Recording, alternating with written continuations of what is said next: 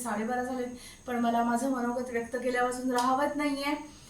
तर सर्वप्रथम पवार सरांचे आभार, रसिकरंजनचे आभार. उत्कृष्ट नियोजन होतं आणि मी आभार यासाठी मानते की थँक गॉड की ते सिलेक्ट करून गायक घेत नाही तर मला घेतलंच नसतं यावेळी. कारण अक्षरा मॅमचं गेल्याच महिन्यामध्ये अपेंडिक्स ऑपरेशन झाल्यामुळे त्यांनी स्वतःचा परफॉर्मन्स कॅन्सल केला होता आणि जशी अफसाना किंवा पिया गेरंगुनला माझी प्रॅक्टिस मॅडमनी केली होती, करून घेतली होती पर्सनली, तशी यावेळेला काही झाली नव्हती. आणि हा सोलो सुद्धा मी 3 दिवस आधी निवडलाय आणि फक्त काल आणि परवा 2च दिवसामध्ये जमेल तेवढं रट्टा मारून प्रॅक्टिस केली. मॅडमनाही लक्षात आलं की तालसूर काही साधत नाहीयेत. फायनली त्यांनी सरांनी आणि मैत्रिणींनी सांगितलं की तू तालसूर आवाज कसलेही टेन्शन घेऊ नको, फक्त परफॉर्मन्स एन्जॉय कर. मग मी तेवढंच डोक्यात ठेवलं, नाहीतर मला प्रेशर येतं की माझं पुढचा सूर चुकेल का, पुढची वेळ मला आठवेल का, म्हणजे समोर स्क्रीन असून सुद्धा मी चुकीचे शब्द बोलते, असं सगळं होत असतं. पण म्हटलं नाही, कसंही होऊ देत, एन्जॉय करायचं आणि ते मी केलं. तर नक्की व्हिडिओ बघा. आणि कारण 16 गायकांमध्ये शेवटून पहिला क्रमांक माझा, म्हणजे एवढं बंडल गायलं गेलंय. तुम्ही पण बघा, माझे सूर एवढे बेकार पडलेत ना, पण ठीक आहे, मी हॅपी आहे की मला स्टेज डेअरिंग आलं.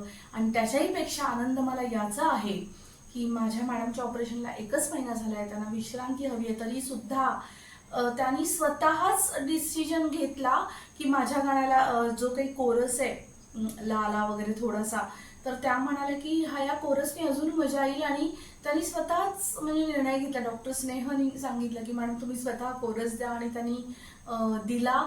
ते माझ्यासाठी इतकं आनंदाचं आहे की मी म्हणजे माझ्यासाठी गोल्डन मेमरीज आहेत की माझ्या गुरु ज्यांनी म्हणजे ज्या विद्यार्थिनीचा परफॉर्मन्स अजिबात धड नाही तिला कोरस द्यावा, आणि तेही स्वतःला विश्रांतीची गरज असताना, मी धन्य समजते. यासाठी मी स्वतःला खूप ब्लेस्ड फील करतेय. कधी कधी वाटतं की आपण थोडंसं मंदबुद्धी आहोत गायनाच्या बाबतीत म्हणा, किंवा इतरांसारखी मॅच्युरिटी नाहीये मला, मी तेवढे थोडंसं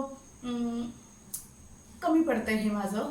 पण तरी सुद्धा जेव्हा असं काही प्रेम मिळतं, म्हणजे आमच्या 2 निवेदिकांनी केलेलं कौतुक, जेव्हा त्यांनी सांगितलं की प्रत्येकाने आपापला इंट्रो द्या ग्रुपवर निवेदनासाठी, त्यावेळेला मी इतकंच मेसेज केला होता की माझी ओळख फक्त अक्षरा अकॅडमीची विद्यार्थिनी प्राची जेमसे इतकीच, त्या पलीकडे मी काही माहिती दिलेली नव्हती. आणि त्या दोन्ही निवेदिकांनी म्हणजे इतकं भरभरून कौतुक केलं की खरंच अपर्णाजी, नीताजी, निशब्द केलं तुम्ही. मला खूप खूप धन्यवाद.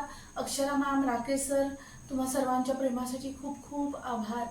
आमच्या रसिकरंजन ग्रुपची थोडीशी नटखट, थोडीशी चुलबुली आणि सगळ्यांची फिरकी घेणारी अशी आमची प्राचीची ग्रुप. तमाम स्त्रीवर्गाच्या सौंदर्याची पूजा